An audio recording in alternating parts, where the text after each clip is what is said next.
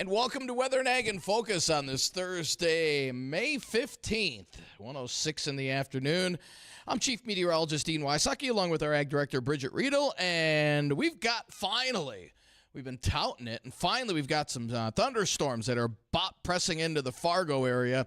In fact, we've been getting some heavy rain over the last couple of hours, stretching from about Kindred through Enderlin and up to the Tower City area, some moderate to heavy rain stretching out towards Jamestown.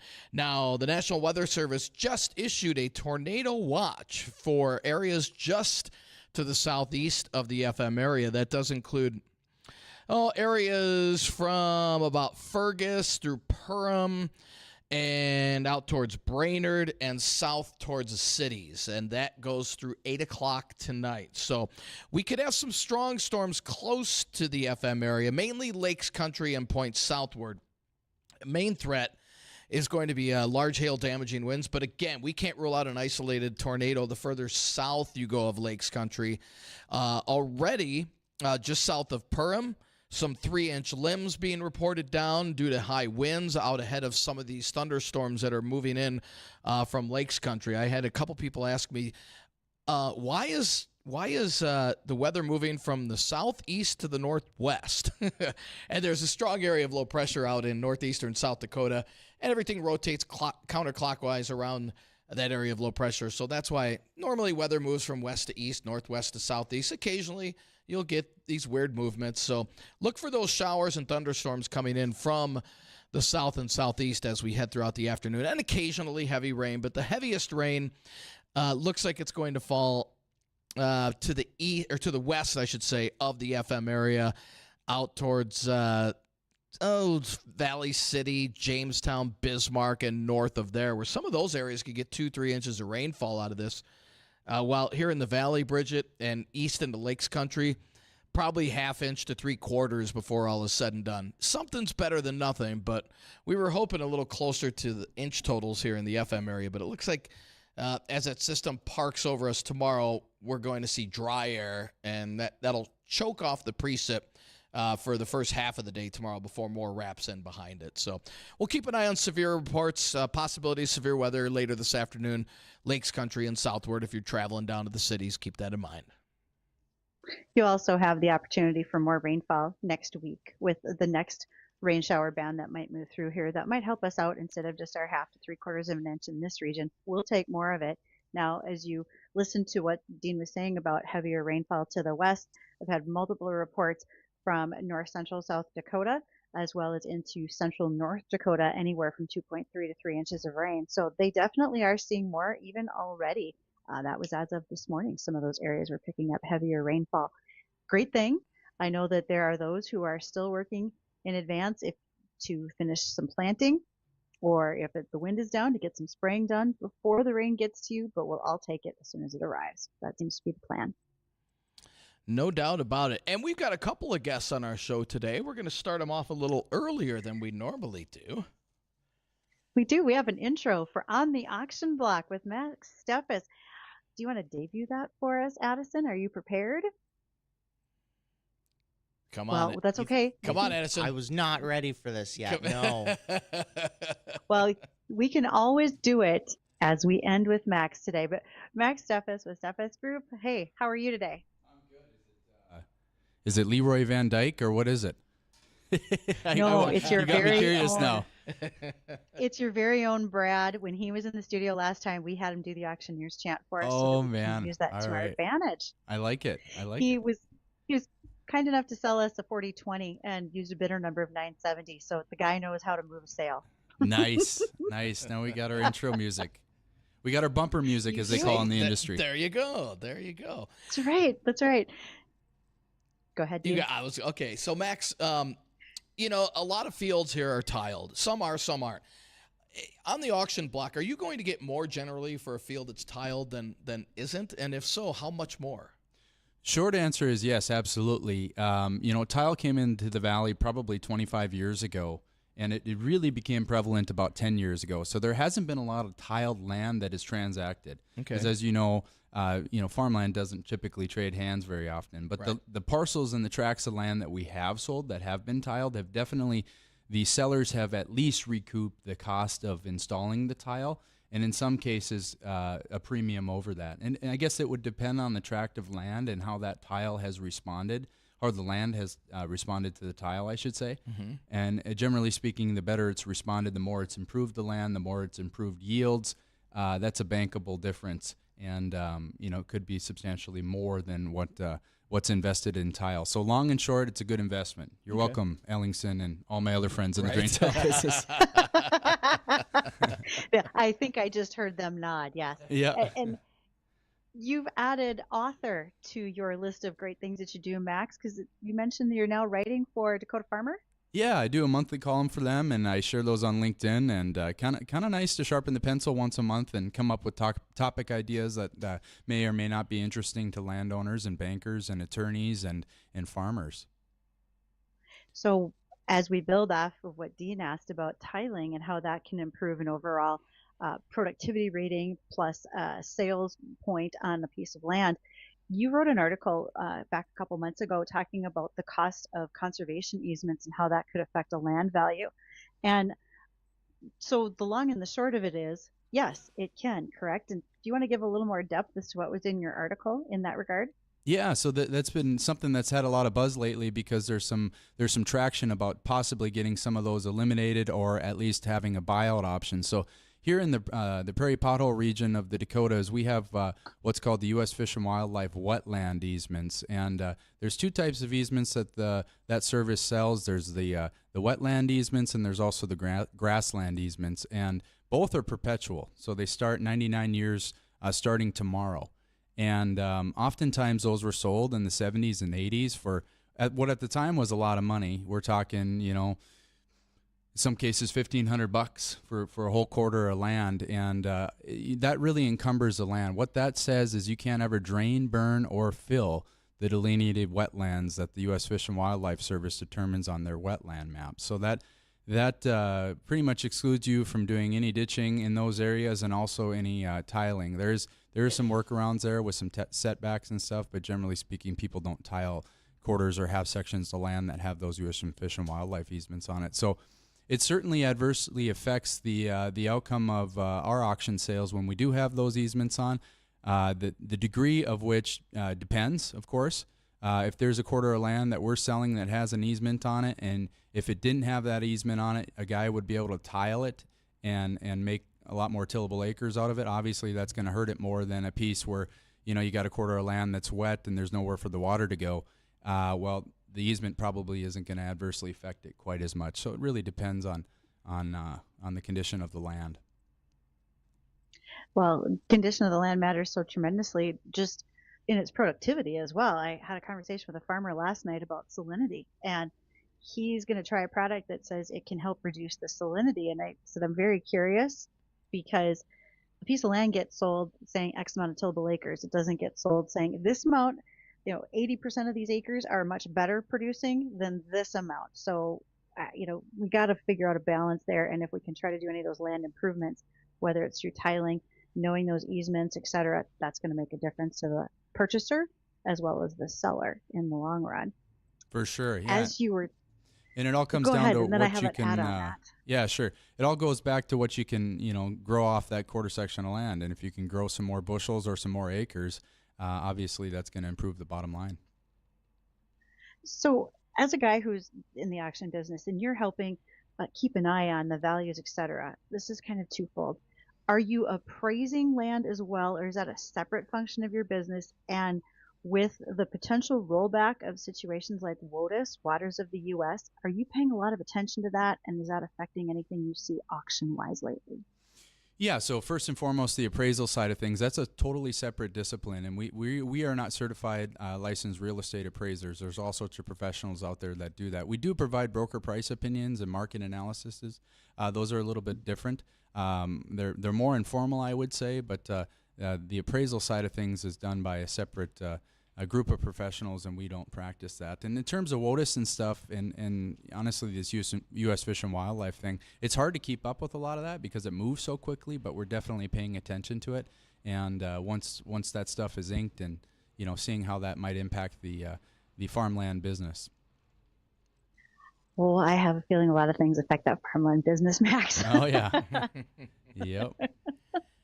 And Max, are there any industrial commercial properties you'd like to highlight here that are getting ready to go up for auction? Yeah, sure. So, we're kind of coming to the end of our farmland selling season. Most farms are sold after the crop has been harvested and before it's planted. So a lot of guys here in Cass County and up and down the valley are wrapping up with that process. So June isn't typically very busy with auction activity, but we do have some auctions to highlight for June. We're going to be selling the elevator in Felton. That's an interesting one. That's a product of the acquisition of West Central by CHS, so assets that they don't need.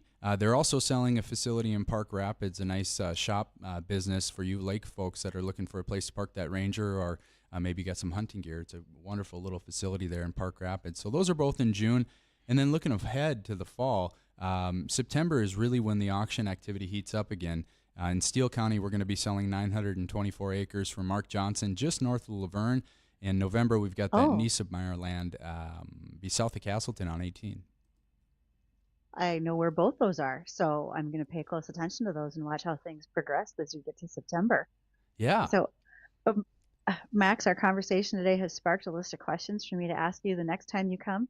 And when you do, on the auction block, that you'll be back with us in June. Actually, Brad Olstead will be joining us yet in May, and we'll be talking to him in 2 weeks.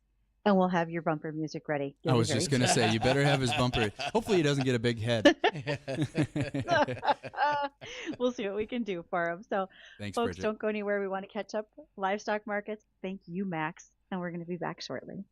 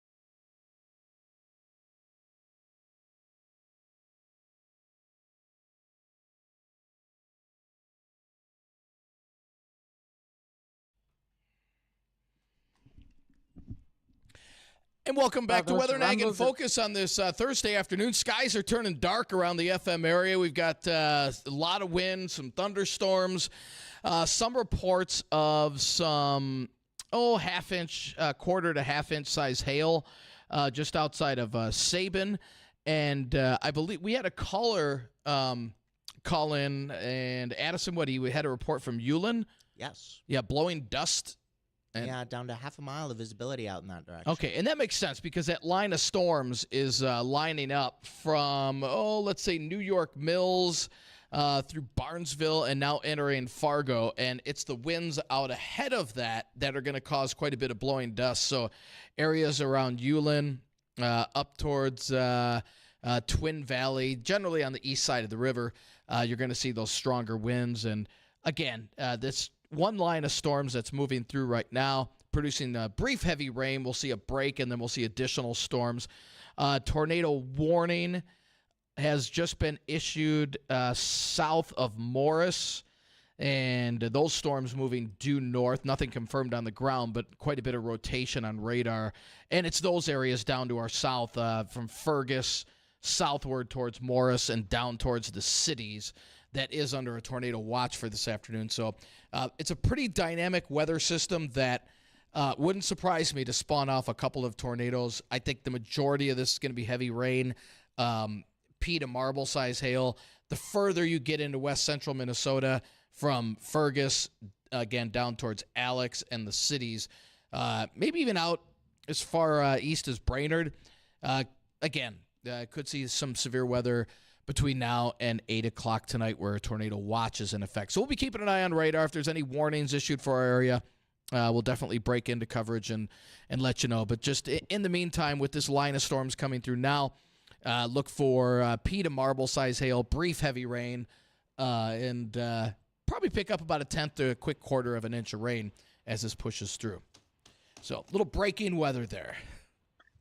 Well, and as folks continue to get that weather, please reach out to us on the JLA Insurance phone line, 701-293-9000.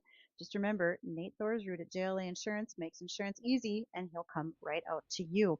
The other one that will help you out, well, those markets came out today, and they read them nice and smooth. And you know what else should be smooth?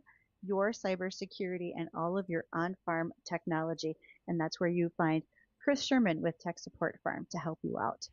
Now, all of this rainfall, some people think, could it flood? Could we get enough? Well, you know what? Someone who can help us talk about that and how to retain those floodwaters would be Brian Fuder. He's our guest in studio today with Red River Retention Authority. Brian, for those who aren't familiar with what work your agency does, could you fill them in, please? Yes, thanks for having me again. The Red River Retention Authority, I work as a joint powers act between the Red River Watershed Management Board in Minnesota, the watershed districts along the Red River Basin, and the 14 counties in North Dakota that make up the Red River Joint Watershed Resource District. And I'm working with those two organizations kind of as a coordinator, liaison at the federal level to support, identify, and seek funding for these different projects that we have going on throughout the basin that help protect and reduce our flood flows based on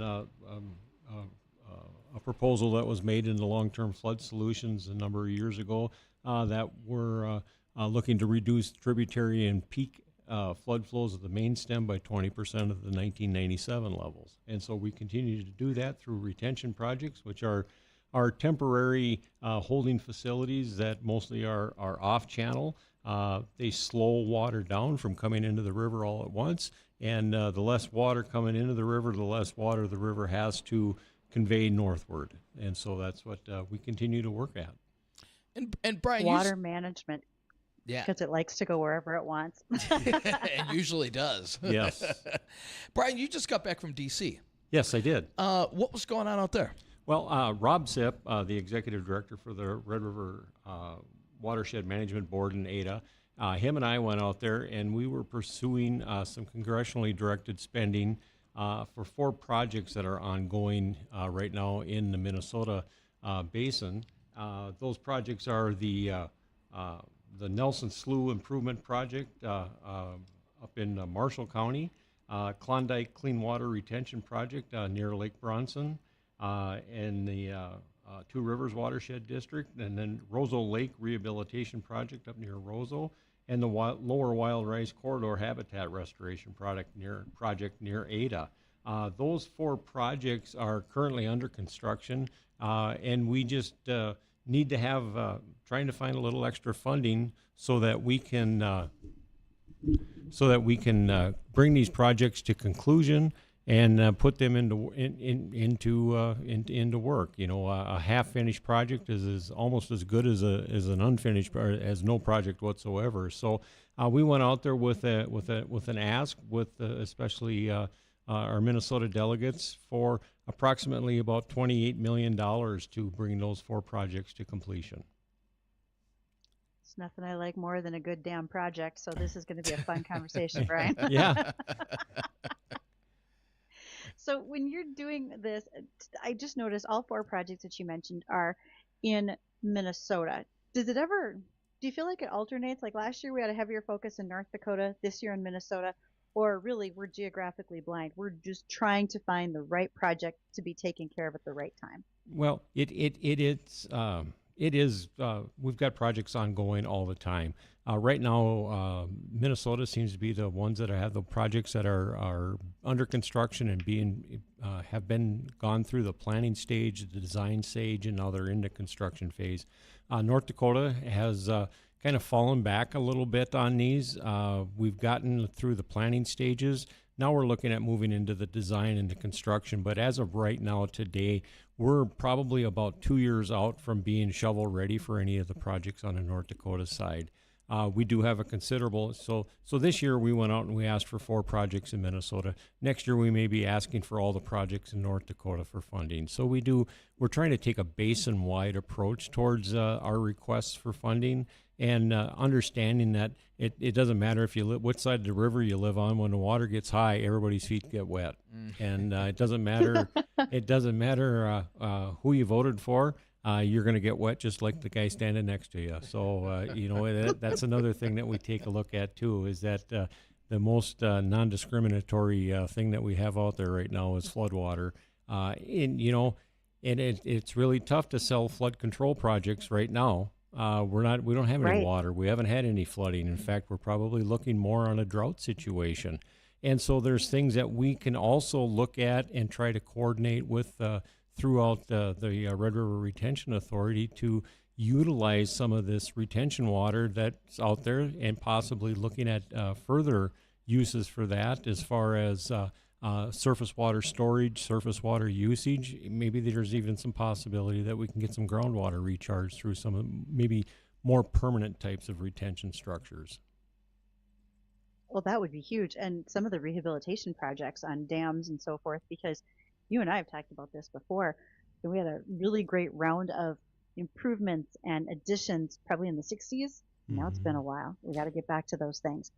And we're going to get back to that discussion right after we touch on the news. When we return, more questions for Brian. And for those who are listening, you can reach us on the JLA phone line, 701 JLA Insurance, 701-293-9000.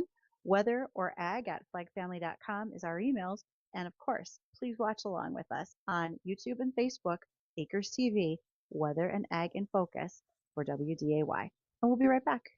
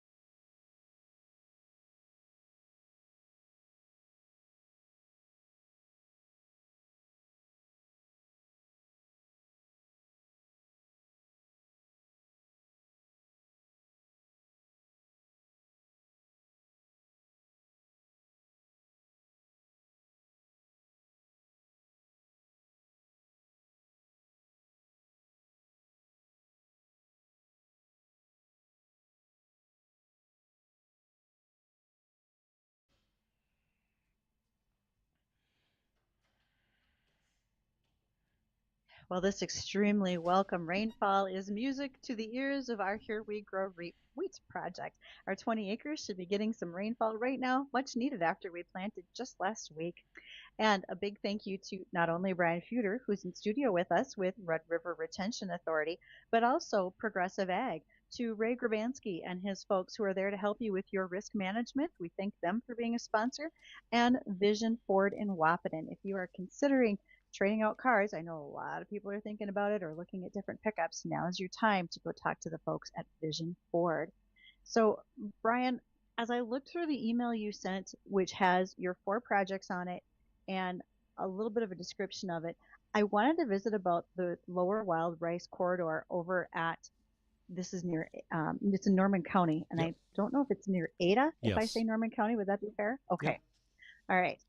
And so tell us a little bit about what you're going to be doing in that project. What it says something about habitat restoration, but does that also include rehabilitation of another structure? What's going on over there? Well, the lower wild rice corridor restoration project is really there to restore the natural corridor along the area of the Wild Rice River. There's about a 23-mile section there that was straightened at one time. And what they want to do is they want to try to put the meanders back into that, the sinuosity back into the stream channel. And by doing so, that slows that water down. It increases the surface area of the river itself. So if you increase the surface area, of course, you're going to increase the volume that it can contain. And then we can actually, garner a little bit of retention through that. It'll hold back more water. It'll slow down that water from reaching its final destination, which is the Red River, and then offward to the north it goes. And so Speaking of going northward, yeah. When you finish your discussion there, could you tag on as that water moves northward? Does Manitoba get involved in this discussion at all? Did you have to visit with them as this was going on? Well, no, we don't necessarily. Our projects that are within the Minnesota and the North Dakota side of the Red River Basin, we work with them. We also consider we take input from our Manitoba neighbors. We have also the Red River Basin Commission, which includes the Red River Basin here in the United States and in Canada. And so we do work with those folks. We also have the International Joint Commission, the International Red River Basin Commission. Those entities that are all involved in some of these things. And of course, we've got a treaty agreement with Canada that water going across the border has to meet certain specifications. We are not currently in guidelines. Those are pretty strict, pretty steep, but we are always very cognizant of what we're doing and what we can do to try to improve the water that's going into Canada. It's nice to think that in the spring, when it's March and April and all the floodwaters are rolling through here, it's nice to flush that mess and send it into Canada as quickly as we can. But they don't necessarily appreciate it that fast either. We talk about our FM diversion project here. What we've got the 32 miles of channel and all the structures that go along with that. That's located here in the Fargo-Moorhead area. You go up to Winnipeg and look at the diversion project they have up there. It's probably 10, 20 times bigger than what we've got dealing here. And so their structure has been in place for many years. And as you look at that basin, all the water from the Red River and its tributaries, so all the way from the South Dakota border over to the east where the Lake Agassiz shores are, to the west where the Lake Agassiz shores are, all that water's got to go through Winnipeg at some time or another. And so that's a tremendous amount of water that has to flow north. So we are very, like I said, we're very cognizant of what we're doing, and we're trying to improve water quality, trying to improve habitat access, making everything better. Just because we focus in a lot on flood control and flood mitigation, we also want to take a look at some of those unintended benefits of floodwater retention, such as water quality, habitat restoration, wildlife possibilities. There are also recreational capacities that increase when we have nice retention areas too. So, and Brian, working with Canada is important. And have, with the tensions, quote unquote, on the rise, has that affected any projects at all that you know of? Not that I'm Okay, not good. that I'm aware of. Okay, No, good. no. We have a good working relationship with our neighbors up there, Okay. and you know, if there is something that is of a concern, you know, it's brought up. It's not like it's not like they can just say, well, no, we're going to put up a dam here and not right, let yeah. any water into Canada. That's not going to happen. We'd probably start throwing rocks at each other at that point, you know. But yeah, no, we do have a very, very nice working relationship with our neighbors up Okay, in good. Manitoba. Good.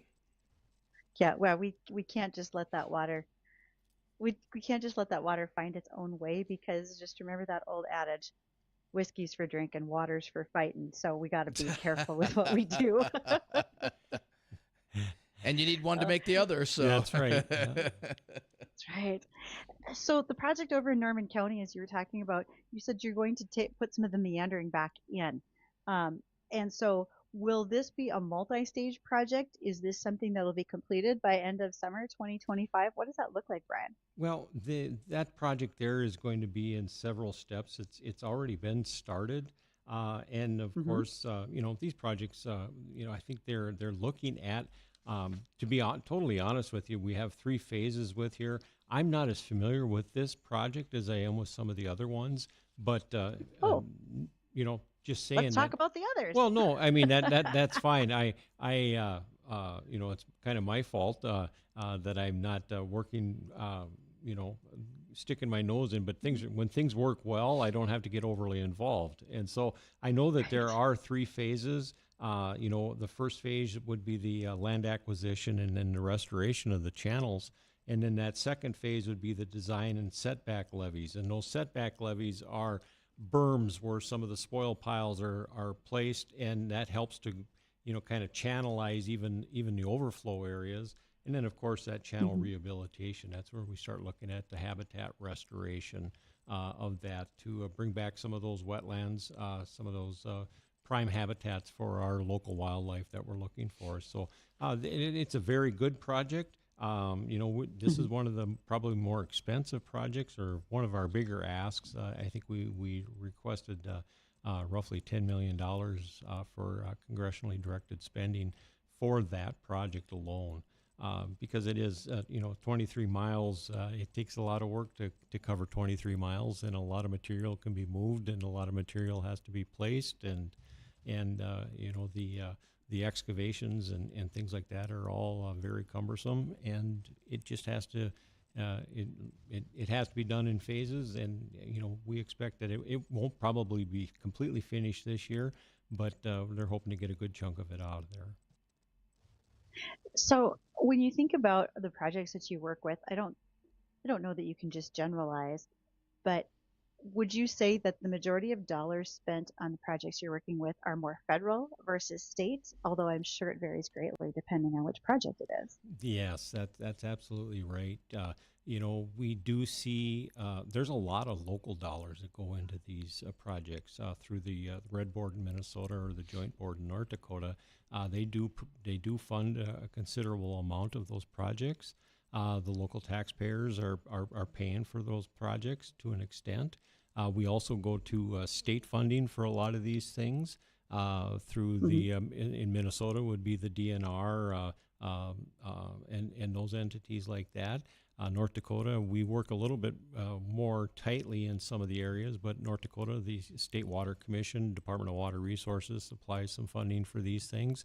And then we work with NRCS at the national level to bring in a lot of the planning, the design work, and then we actually start picking up some of the construction costs there. So it really does. It depends on the project. What is the overall goal of that project? And if we have, you know, different varying goals for those projects, you know, we look at different funding sources. If it's something that's a little bit more higher water quality issue, you know, we'll go to different agencies that are more interested in water quality. If it's more of a, you know, involves more habitat, then we'll talk to those agencies that are interested in habitat. If it's basically flood control, flood mitigation, then of course, you know, definitely we're going to talk to those folks too. This is a kind of a never-ending data gathering situation for you to make sure everybody's involved in getting what needs to be done. Yes, yeah, that's correct. And when we look across, the size of the Red River Basin and the projects, the number of tributaries that we're dealing with, yeah, it's an ongoing process. It never ends. Somebody has said, well, when are we going to get this flooding cured in the Red River Basin? That'll never happen. There's no cure for flooding in the Red River Basin because we don't know what Mother Nature is going to throw at us. We could be what starts off as a nice little rain in the middle of May could turn into a potential or torrential downpour, and pretty soon we've got flooding issues. The spring of the year, we saw very, very little water in our spring runoff this year compared to other years. Yeah. You look back in the last 20 years, how many times have we had springtime flooding? Right. Maybe not completely basin-wide, but over large portions of the basin. So we just don't know what Mother Nature's going to throw at us next. So we're always trying to figure out what can we do to try to stay, or if we even can. Maybe we're fooling ourselves thinking we can stay a step ahead. But, flooding is an issue. Then we also, again, we have to look at water supply. Water is in a limited quantity that's available here for usage. And so I think we have to be proactive in looking on what we can do to augment water supply issues here in the basin too. It's going to limit what can be done as far as agricultural needs. It can limit what's going to be done with industrial development here in the basin. And so we have to take those into consideration also. So people say, well, gee, I thought you guys were talking about floods and now you're talking about droughts. Well, we deal with both. We deal with both. Yeah. So we have to work with both entities. And odds are next year, I mean, we've had back-to-back years where we've had hardly any snow in the winter, which leads to less and less runoff. Odds are next year, boy, it's tough to get 3 years in a row like that. So fingers crossed that's not the case next year. I thought they always said things always happen in threes. Yeah. Well, we'll see. We'll see. We can always hope. Yeah. Brian, thank you. You are always a wealth of information and help to us when you come in. Where can folks find more from you? Well, you can find information from me from our website, Red River Retention Agent, our Red River Retention Authority at redriverretentionauthority.net. You can contact us at my phone number, 701-640-8985. I'm willing and always looking forward to talk to people about their flood issues. We are also going to be looking at doing some community outreach here along the basin is what we are currently working on right now, hopefully yet for this summer. So stay attuned to hear more information on those as those develop. And just feel free to reach out to us anytime you want. Well, I tell you what, I'm already typing in a list of topics for the next time you come and join us, so Okay. we won't be slowing down. All right. Thanks, Brian. Really appreciate you joining us today. Thank you. Thanks, Brian. You bet. Well, when we come back, we're going to update you on the weather. There are some active warnings in effect south of the FM area, south of Lakes Country. If you're doing any traveling down there, we'll detail that and let you know what the rest of the afternoon looks like, and we'll hit a couple of ag topics as well, all when we come back.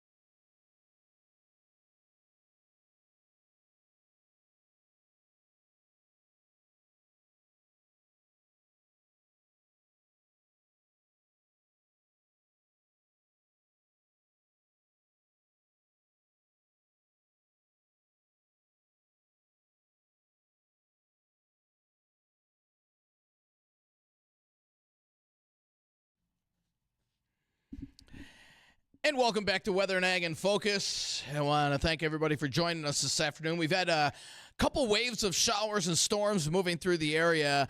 That heavier band that just passed through the FM area now pushing northward up towards Hillsboro, out through Cooperstown, and up towards Mayville. That stretches out just north of DL. Now we've got another band of severe thunderstorms developing. In fact, a tornado warning is in effect just east and southeast of Morris. There have been confirmed reports of funnel clouds down just to the south of Glenwood. Again, that's between Morris and Glenwood right now, moving northward towards Alex and areas around Elbow Lake. That'll be knocking at your door here within the next 30 minutes. So we'll be keeping an eye on radar, but that line of storms, as it moves northward, that will more than likely affect the FM area.